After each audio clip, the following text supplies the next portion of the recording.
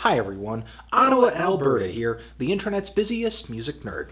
And it's time for a list where I'm shouting out a few of my favorite Canadian records of 2014 in honor of the JUNO Awards that are coming up, which is a fantastic Canadian National Music Awards ceremony where they give out awards to some of the best rock, pop, hip-hop, metal artists of the year, and some artists that I really love have been nominated for awards. Some artists that I really love have not. Nomination or no nomination, this is me essentially putting a spotlight on a handful of records of musicians who I think did a fantastic job in 2014. In no particular order, let's go Timber Timbre, Hot Dreams. This is a fantastic little creepy, eerie rock album that has given me quite a few nightmares as well as seduced me.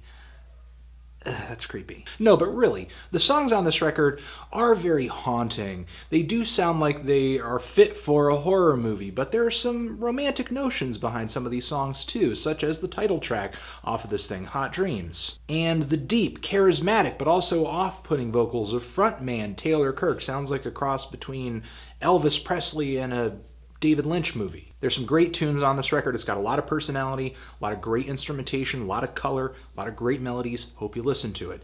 Next, a really driving but epic rock record, the new Silver Mount Zion album. Fuck off, get free. We pour light on everything. Silver Mount Zion Orchestra is a sister project, a sister band to the ever so amazing post-rock project Godspeed You Black Emperor. Silver Mount Zion has a lot of musical commonalities with Godspeed, but vocals are really what sets them apart, at least on this record. Some of their early work is more instrumental, but as far as this new record over here goes, very visceral, very explosive, just huge, epic, escalating rock riffs and drums. But the strings and the extra instrumentation thrown into the mix really adds this sense of grandness to these songs. And even though the record may just have a handful of new tracks on it, it definitely ended up being one of my favorite rock records of 2014. Also, fantastic little jazz fusion record, the new Bad Bad Not Good album, their third full-length LP. Bad Bad Not Good, they started out doing jazz reinterpretations of famous hip-hop instrumentals, and now with this new project over here, they have progressed into delivering just straight original material. And while it is not as explosive and visceral and aggressive as some of their more jazzy and improvised work, this more composed and layered release over here is actually pretty beautiful. So if you're looking for a jazz record that rides a modern day beat, has a very modern feel to it and a youthful spirit, give BBNG's third album over here a listen. Next, the new Thant eFax album, Sacred White Noise. Really great black metal record over here. And not only do these guys have that harshness, that enveloping, brittle sound that a black metal record should have, but also really great drumming, great prominent bass lines, and some progressive riffs on here too, some progressive song structures, really some multifaceted songs on this record over here, and some animalistic vocals as well. If you're looking for a black metal record that is just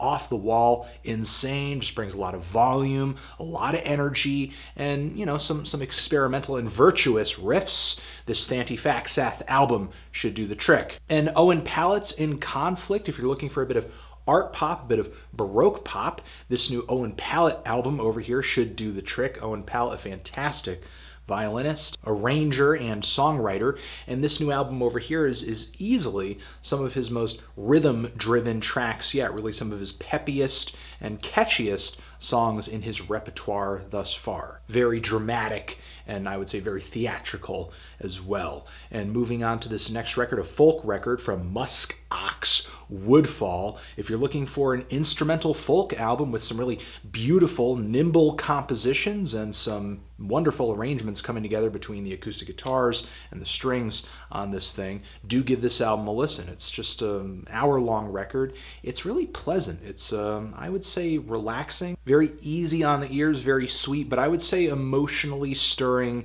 as well, because there are, I think, a lot of painful emotions coming through some of the melodies on this LP. So while occasionally it may be dreary, I do think it goes down really easy. Something a little bit harder.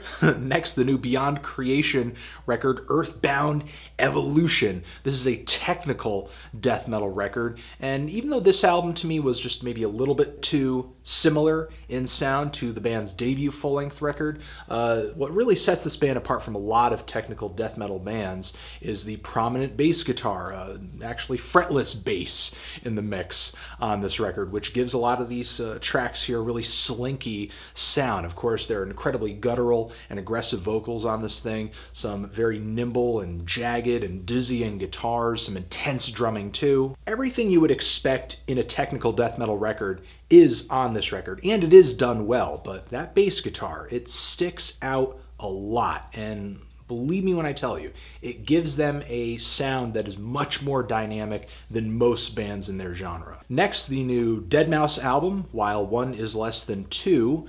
This is definitely one of my favorite EDM records of last year, and I think Deadmau5 really outdid himself on this record, even though he might be, I think, kind of typecast as this stereotypical EDM DJ and maybe a bit of a one-trick pony.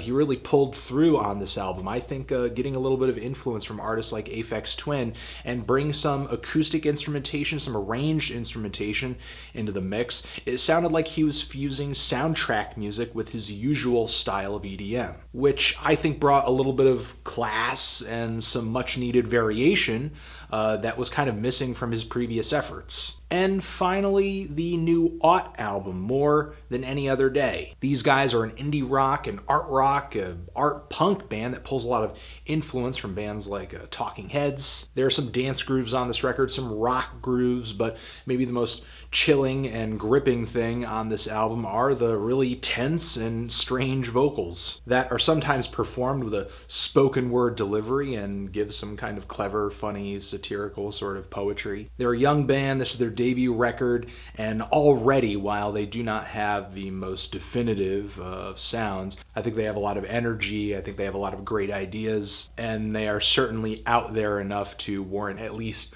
one listen of this new record, and maybe just even keeping an eye out for whatever they might be doing in the future. And those are some of my favorite Canadian records of 2014. And we are gonna leave it at that. Cool? All right. Thank you for watching. And what were some of your favorite Canadian records of 2014? Who do you think should have gotten nominated for a JUNO? And who, in terms of JUNO nominations right now, are you pulling for, and in what category? Let me know in the comments. Have a good day.